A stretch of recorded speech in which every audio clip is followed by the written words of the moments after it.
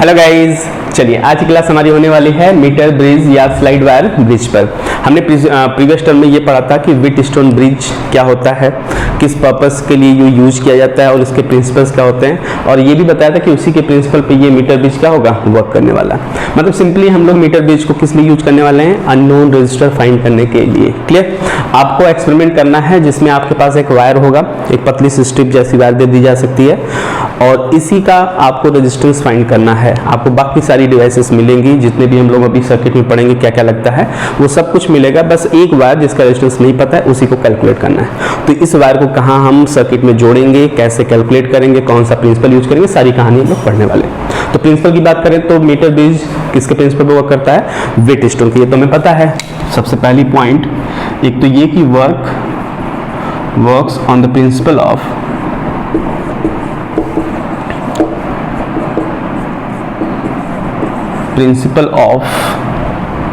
Wheatstone bridge.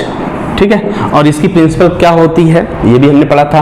Wheatstone bridge में galvanometer होता है, अगर उसमें करंट जीरो आ जाता है तो उसके एडजेसेंट वायर पे जो रेजिस्टेंस होते थे उनका रेशियो हम लोग क्या करते थे, इक्वल करते थे। आपको एक बार रिकॉल करा लेते हैं। जैसे ये था हमारे पास एक क्वाड्रिलैटरल, इसमें 4 साइड्स थे और 2 डायगोनल, जिसमें एक डायगोनल में तो हमने गैल्वेनोमीटर लगा रखा था और जो दूसरा डायगोनल था उसको बाहर से बैटरी से जोड़ रखा था। सिमिलरली ऐसा ही सर्किट हम बनाएंगे आज मीटर ब्रिज में, लेकिन कैसे वर्क कराएंगे, सिर्फ इसका प्रिंसिपल यूज करेंगे, वर्किंग कैसे होगा वो सीखने वाले हैं। तो ये P/Q ये होता था R/S के बराबर। यदि इस बीच वाले करंट गैल्वेनोमीटर में करंट क्या होता था, 0। ये तो हमने पढ़ा था अच्छे से।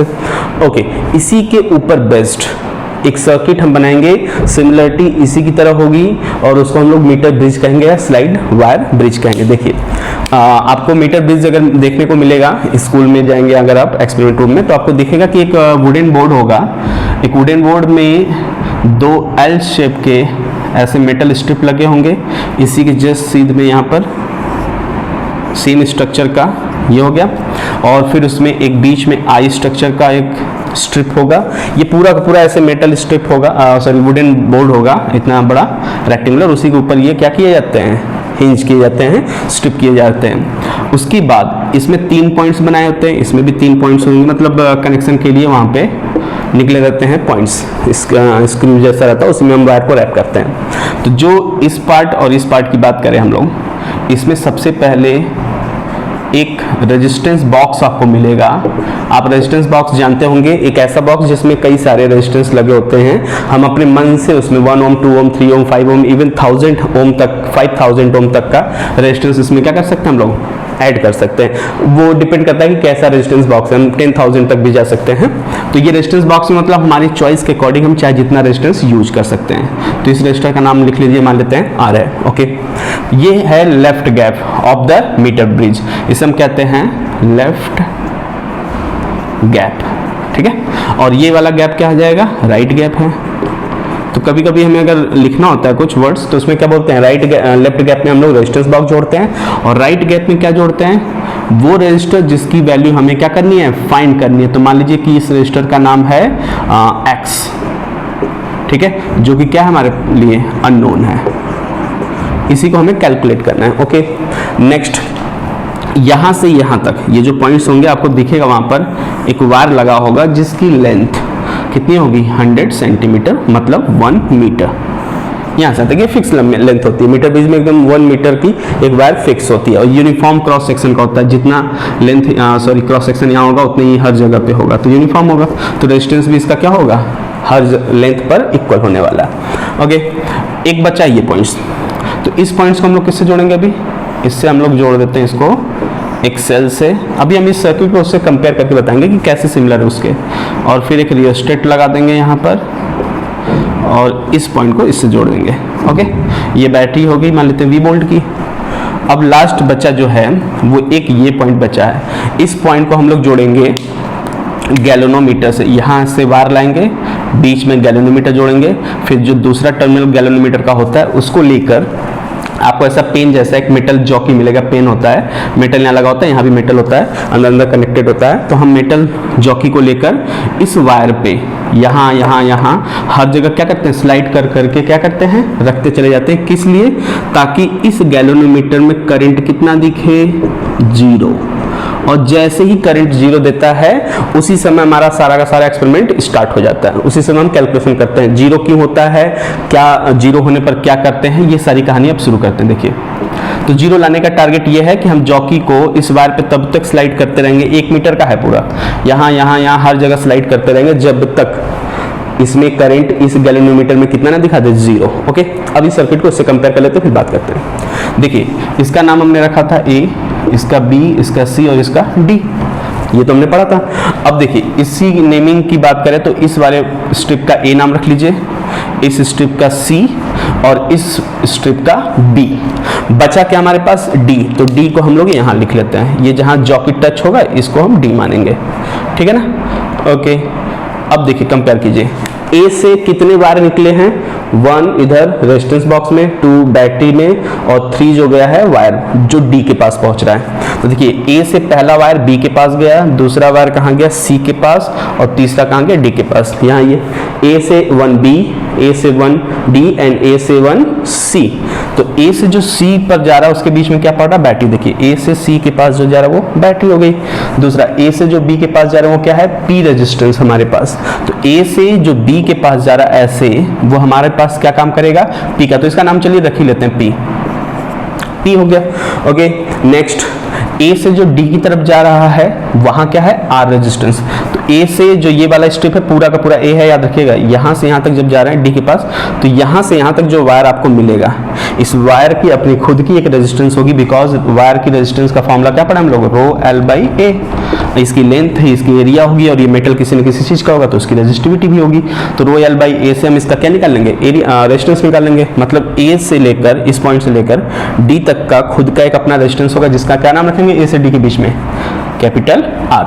ये रेजिस्टेंस हो गया, यहां तक का तो काम हो गया। अब आइए, C से B के बीच में भी है, C से D के बीच में भी है। तो C कहां पर है हमारा, यहां पर है। C से B के बीच में, C से D के बीच में। तो जो C से B के बीच में है, जिसको हमने X माना अननोन, तो C to B क्या है यहाँ पर, Q। तो इसको अननोन को हम Q मान लेते हैं, चलिए ठीक है, ये भी कर सकते हैं, ये तो वेरिएबल से कुछ भी ले सकते हैं। फिर उसके बाद C से लेकर D, C से D के बीच में जो ये वायर है यहाँ तक 100 का कुछ पोर्शन यहाँ तक मिल चुका होगा। मान लीजिए लंबाई कितनी है, L है, तो ये D से C तक के बीच के कितनी बची होगी, 100 माइनस L लेंथ बचा होगा, है कि नहीं। और इस वायर की भी अपनी रेजिस्टेंस होगी, और इस रेजिस्टेंस का नाम कितना रखते हैं, तो C और D के बीच में क्या रेजिस्टेंस यहाँ पर है, S है, तो इसको हम लिख लेते हैं S। ठीक है, ये कहानी हो गई। अब कोई छोटा नहीं है, छोटा एक है।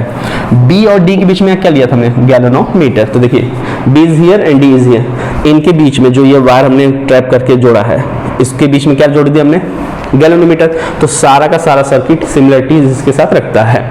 अगर ये वाला पार्ट में समझ में आया था कि इस गैल्वेनोमीटर में करंट 0 हो तो इनका रेशियो इनके रेशियो क्या होता है, बराबर। तो सोचिए, हम इस वायर पे इस जॉकी को तब तक स्लाइड करते रहते हैं इधर उधर इधर उधर जब तक इसमें करंट 0 ना जाए, और जैसे B और D वाले पोर्शन के बीच में जो गैल्वेनोमीटर है उसमें करंट 0 हो जाए, तो B A के बीच का रेजिस्टेंस P, B C के बीच का रेजिस्टेंस Q, इनका रेशियो इक्वल्स टू AD के बीच का रेजिस्टेंस और DC के बीच का रेजिस्टेंस का रेशियो R अपॉन S क्या होता है, सेम होता है। तो यहाँ किसका किसका हो जाएगा, इनका अपॉन इनका, P upon Q equals to R upon S। तो यहाँ पर ध्यान दीजिएगा, आपको रेजिस्टेंस निकालने के लिए इस वायर का एरिया चाहिए A, इसका लेंथ तो आपको चलिए दिख जाएगा। यहाँ पे बगल में ना ऐसे मीटर स्केल लगा होता है 100 सेंटीमीटर का, उसमें तो दिख जाएगा, आप देखेंगे कि जो कि यहाँ टच है, अच्छा इतनी लेंथ दिख रही है 40 सेंटीमीटर, L की वैल्यू 40 रख देंगे तो बच्चा कितना 60। लेकिन सोचिए L आपको सिर्फ मिला है, ना रो मिला है ना A मिला है, तो क्या करेंगे, तो आप सिंपली क्या करिएगा, सोचिए यहाँ से लेकर यहाँ तक के वायर का एरिया सेम है, तो एरिया तो दोनों तरफ के लिए सेम हो गया। चलिए इसको हटाइए, और अगर ये वायर यहाँ से यहाँ तक सेम मेटल से बना है तो रो भी सब जगह सेम होगा, तो रो भी हट गया, तो रेजिस्टेंस इनडायरेक्टली किस पे सिर्फ डिपेंड कर रहा है, लेंथ पर। तो अगर हम R की वैल्यू लिखना चाहें रेजिस्टेंस की यहाँ से यहाँ तक का, तो जितना लेंथ उतना रेजिस्टेंस, क्योंकि जितना L बढ़ेगा रेजिस्टेंस उतना बढ़ेगा। तो हम सिंपली मान लेते हैं ऐसा कि sigma is the resistance per unit length. अगर हम ऐसा सोच लें कि सिग्मा एक यूनिट लेंथ का रेजिस्टेंस है, तो सोचिए L लेंथ का कितना हो जाएगा। अगर 1 मीटर पर या 1 सेंटीमीटर पर मान लीजिए सिग्मा रेजिस्टेंस, तो L सेंटीमीटर पर कितना, सिग्मा इंटू L। तो यहां से यहां तक का रेजिस्टेंस जो R आ रहा है वो कितना लिखा जाएगा, sigma into L divided by क्या होता है, इनके बीच का जो S है R अपॉन S लिखेंगे ना। अब S का रेजिस्टेंस कितना लिखेंगे, जिस तरह से इसका लिखे थे कि हर एक यूनिट लेंथ पर सिग्मा रेजिस्टेंस, वैसे ही इतने लेंथ का कितना हो जाएगा, लेंथ मल्टीप्लाइड बाय सिग्मा। तो लेंथ कितना है 100 माइनस L, और एक यूनिट का लेंथ रेजिस्टेंस कितना रहता है सिग्मा, तो इतने लेंथ का कितना हो जाएगा, सिग्मा से मल्टीप्लाई कर लेंगे। तो सिग्मा ने सिग्मा को मार दिया, तो हमारे पास क्या बचा, P upon Q equals to L अपॉन 100 माइनस L। हमें क्या चाहिए था, अननोन Q चाहिए था, तो Q यहाँ से कैसे निकालेंगे, ट्रांसफर कर लीजिए। तो Q इक्वल्स टू डायरेक्टली हम क्या लिख सकते हैं, Q यहाँ ट्रांसफर कीजिए, इनको इधर और इनको नीचे, तो Q इक्वल्स टू हो जाएगा P ब्रैकेट में 100 माइनस L अपॉन L। ये हमारे पास फॉर्मूला हो गया। अगर हम चाहें तो इसको सेपरेट करके भी लिख सकते हैं, 100 को L के अपॉन L को L के अपॉन करके सॉल्व कर सकते हैं। तो ये हमारे पास अननोन हो गया। सिंपली ये मैक्सिमम टाइम्स तो यही क्वेश्चन पूछा जाता है कि x q की वैल्यू बताइए, यहाँ जो लगा होता है इसको आप सोच लीजिए कि ये अननोन होता है, और मैक्सिमम टाइम ये पूछा जाता है। लेकिन कभी कभी क्वेश्चंस को थोड़ा घुमाकर पूछ लिया जाता है। बट जो अभी हमने थ्योरी पढ़ी है कि हम जॉकी को तब तक इधर उधर करते रहते हैं जब तक इसमें नल पॉइंट ना आ जाए। नल पॉइंट का मतलब करंट जीरो होना, उसका जो डिफ्लेक्शन होता है वो क्या हो जाए, जीरो हो जाए, तो उसे नल पॉइंट कहते हैं। और नल पॉइंट बोला जाना या IG का जीरो होना या बैलेंस्ड है मीटर ब्रिज, ये सब कहानी क्या है, सेम है। कोई भी एक बोला जाएगा मतलब आपको बाकी समझ जाने हैं कि इनका रेशियो इनका रेशियो इक्वल्स टू इनका रेशियो होगा। और यहाँ आपको अब ना रो चाहिए ना ए चाहिए, क्या चाहिए, सिर्फ लेंथ चाहिए। देखिए कहीं पर भी रो और ए दिख रहा है, सिर्फ लेंथ दिख रहा है, क्योंकि लेंथ जितना ज्यादा वायर का उतना रेजिस्टेंस बढ़ता जाएगा। क्लियर। तो ये थी मीटर ब्रिज की कहानी, बस इतना ही है। हाँ, इस पे जो न्यूमेरिकल्स आते हैं वो थोड़े अच्छे, जैसे एक और न्यूमेरिकल देख लेते हैं, फिर समझते हैं कि क्वेश्चंस क्या इसके अलावा भी पूछे जा सकते हैं। मीटर ब्रिज में क्वेश्चंस सिंपल बनते हैं। क्वेश्चंस अगर देखे जाएं कि थोड़े से क्या कहते हैं ट्रिकी अगर बनाए जाएं तो वो सिर्फ और सिर्फ बनते हैं पोटेंशियोमीटर में, है ना। काफ़ी अच्छे अच्छे क्वेश्चन से बन जाते हैं और हम लोगों ने काफ़ी क्वेश्चंस किए थे उसके। देखिए अगर हम बात करें कि मीटर ब्रिज का एक न्यूमेरिकल, तो सबसे पहला प्रॉब्लम ये शायद एनसीईआरटी में भी है। आपको दिया था कि एक मीटर ब्रिज है। अच्छा, आपको अब ये सर्किट बना के जरूरी नहीं कि देगा, हमेशा आपको हमेशा याद रखना होगा सर्किट का नाम, सारी कहानी की कौन कहाँ जुड़ता है।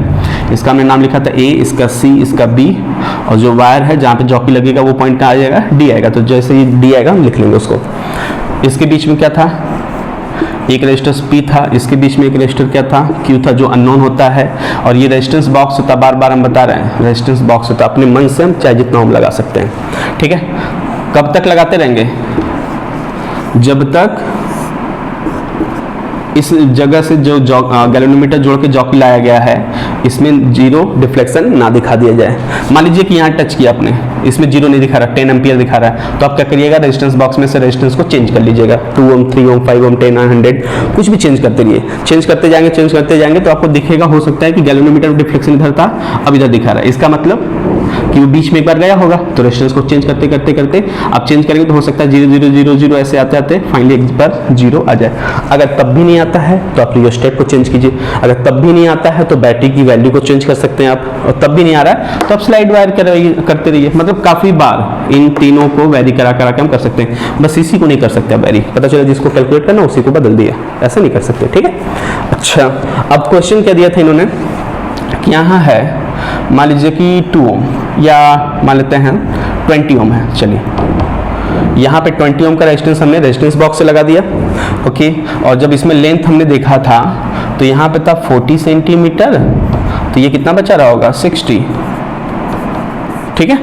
और ए एंड से बोला जाएगा कि जॉकी बैलेंस होता है from A ends at 40 centimetre, तो आपको तुरंत ए इधर याद रखना है, सी इधर होता है, इसमें कोई कंफ्यूजन ना रहे, और डी जॉकी का हो गया, ठीक है। अच्छा, इन्होंने दिया कि ये 20 ओम का है, बैलेंस पॉइंट 40 सेंटीमीटर आता है ए से, और जो यहाँ पर है ये वैल्यू क्यू है, मान लीजिए अननोन है, इसी को हमें पता करना है।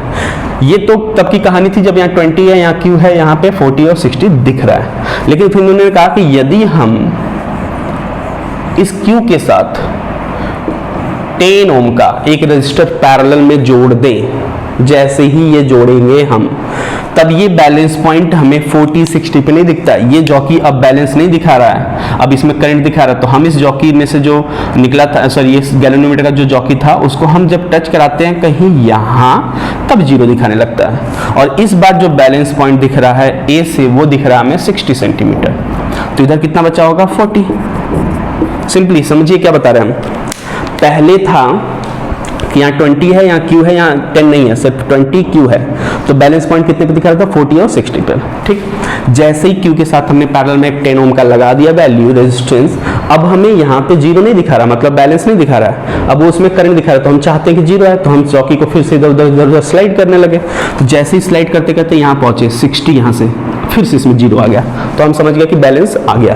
तो हमसे पूछा इस क्यू की वैल्यू बताइए फिर। तो सिंपली सोचिए कि जब 10 ओम नहीं था तो उसमें क्या करते हैं, बैलेंस पा रहे थे 40 पर, तो फॉर्मूला क्या है, मतलब इसमें वो जो बैलेंस वाली कंडीशन थी वो क्या कर रही थी, इस रेशियो, इनका रेशियो मतलब 20/q इक्वल्स टू इस लेंथ का रेशियो था, है ना, तो ये था 40 और यहाँ कितना है 60। आपको याद होगा L/100 था, तो L अगर 60 है तो 100 - L कितना हो जाएगा 60 हो जाएगा, ओके। तो यहाँ से अगर हम कैंसिल कर लें इसको, तो Q 20 इक्वल्स टू क्या हो जाएगा 2/3, क्यू इधर ले जाइए, ये इससे काट लीजिए 10, तो कितना हो जाएगा 30 ओम। ये तो आ गया सिंपली आंसर, आपको दूसरे बैलेंस की जरूरत नहीं पड़ी। हाँ, यदि हम देते हैं आपको कि यहाँ पर x ओम, सॉरी यहाँ पर x ओम है और यहाँ पे q ओम है, जब x ओम और q ओम था तो 40-60 था, और जैसे ही q के साथ हमने 10 ओम बैलेंस करने के लिए मतलब पैरेलल में लगा दिया, तो अब वो बैलेंसिंग पॉइंट 40-60 से बदल कर कितना हो गया, अब 60-40 हो गया। तो अब क्या करेंगे आप शुरू से, क्योंकि ये तो एक ही बार में हो गया। अब देखिए क्या करता है, पहले केस में क्या था, x और q था तो 40-60 था, तो x/q इज इक्वल्स टू 40/60, यहाँ इन दोनों का रेशियो अपॉन इन दोनों का रेशियो कर लिया, इक्वेशन नंबर 1। फिर इन्होंने क्या कहा है कि जब हम q के साथ पैरेलल में एक रेजिस्टेंस लगा लेते हैं 10 ओम का, तो बैलेंस कितने पे जाता है 60 और 40 पे, x को तो बदला ही नहीं, x अपॉन दिस पूरा, और पूरा कितना है q और 10 पैरेलल में, तो इनका नेट कितना हो जाएगा सोचिए, पैरेलल में कैसे निकालते हैं, मल्टीप्लाई डिवाइडेड बाई सम, तो यहाँ नीचे कर लेते हैं इसको, पूरे को कितना आ रहा है 10q अपॉन 10 प्लस q, तो देखिए this upon this whole is equals to यहाँ की लेंथ अपॉन यहाँ की लेंथ, बैलेंस पॉइंट बदल चुका है 60 और 40 हो चुका है, इक्वल्स टू 60/40, इक्वेशन नंबर 2। दो वेरिएबल x और q, दो इक्वेशन, दोनों को सॉल्व कर लेंगे आराम से। देखिए 22 जा 40, 23 जा हो गया ये, और आगे यहाँ से देखा जाए तो 3x इक्वल्स टू 2q, या x इक्वल्स टू 2q/3, याद रखें हम लोग, इतना जरूरत पड़ेगा तो रख लेंगे। चलिए यहाँ रख के देख लेते हैं, x की वैल्यू 2q/3 लिख देंगे, यहाँ पे लिखिए 2q/3, ये x की वैल्यू हो गई, और नीचे कितना है 10q upon 10 plus q is equals to 3/2 है कि नहीं, क्रॉस मल्टीप्लाई कर लीजिए इनका, तो इसको यहाँ मल्टीप्लाई करेंगे तो हो जाएगा 4q/3 इज इक्वल्स टू, इसको यहाँ ले जाएंगे तो कितना हो जाएगा 30q/10 प्लस q, ठीक है। अब क्रॉस मल्टीप्लाई फिर से कर लीजिए, तो क्रॉस मल्टीप्लाई जाएगा तो कितना हो जाएगा 40 प्लस 4q स्क्वायर, है ना, 40 plus 4q square is equals to 30, मतलब ये 3 है 90q, ठीक है। ये देखिए क्वाड्रेटिक इक्वेशन बन गया, यहाँ से q को सॉल्व करिए, जो पॉजिटिव वाला आएगा उसको ले लीजिएगा और उस q को यहाँ ला के रखिएगा तो क्या आ जाएगा x भी आ जाएगा, ठीक है। ये तो हमने ऐसे ही खैर अपने मन से बना लिया था, इसलिए वैल्यू थोड़ी सी अजीब आएगी। अब बुक में जो क्वेश्चंस करेंगे उसमें हो सकता है ऐसी वैल्यूज दी गई हो जिससे x की इंटीजर वैल्यू आ जाए और q की भी इंटीजर वैल्यू आ जाए, इक्वेशन भी ऐसा बने कि सिंपली सॉल्व हो जाए, लेकिन प्रोसेस यही है आपके पास। ठीक है, तो एक और लास्ट क्वेश्चन करते हैं इस पे। देखिए क्या है, इन्होंने दिया है कि आपके मीटर बीज में जो लेफ्ट गैप है वहां एक रेजिस्टेंस जोड़ा गया है 5 ओम का, या ऐसा कर लेते हैं 6 ओम ले लीजिए इसको। There is a metre bridge in which left gap is connected with x ohm and right gap is connected with 6 ohm. Okay, wire metre bridge wire हमेशा 100 सेंटीमीटर का होता है, और जो हम लोग यहाँ से जोड़ते हैं गैल्वेनोमीटर से, वो जॉकी जहाँ रुकता है, जहाँ नल पॉइंट आता है, इसको हम बैलेंस कंडीशन कहते हैं। बार बार बैटरी बना नहीं रहे हम लोग, ठीक है।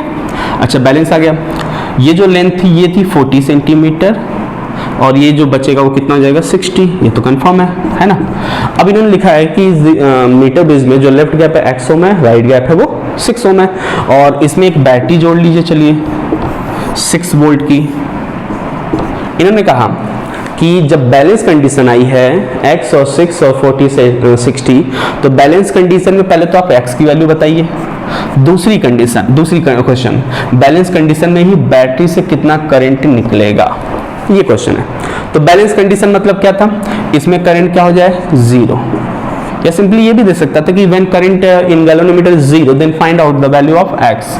तो हमें पता है कि जब इसमें 0 करंट होता है तो इसमें नल पॉइंट आता है, नल पॉइंट मतलब बैलेंस कंडीशन होगी। बैलेंस कंडीशन में क्या होता है, this over this is equals to this over this, तो x upon 6 is equals to 40/60, तो ये से कट जाएगा, 6 से 6 कट जाएगा, तो x की वैल्यू कितनी होगी 4 ओम, तो ये तो हो गया 4 ओम।